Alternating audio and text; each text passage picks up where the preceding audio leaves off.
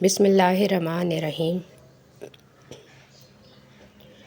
یونس رحمۃ اللہ علیہ جو حضرت زبیر بن عوام رضی اللہ تعالیٰ عنہ کے آزاد کردہ غلام تھے، سے روایت ہے کہ وہ یزید بن معاویہ رضی اللہ تعالیٰ عنہ کے دور والے فتنے کے وقت حضرت عبداللہ بن عمر رضی اللہ تعالیٰ عنہ کے پاس بیٹھے ہوئے تھے۔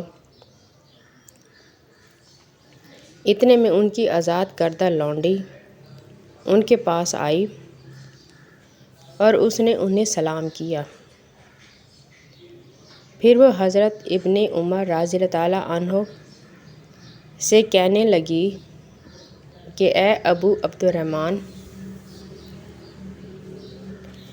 یقیناً میں نے مدینہ منورہ سے نکل جانے کا ارادہ کر لیا ہے۔ ہم پر زمانہ بہت سخت ہو گیا ہے۔ سختیاں، بھوک اور افلاس نے مدینے میں ڈیرے ڈال رکھے ہیں۔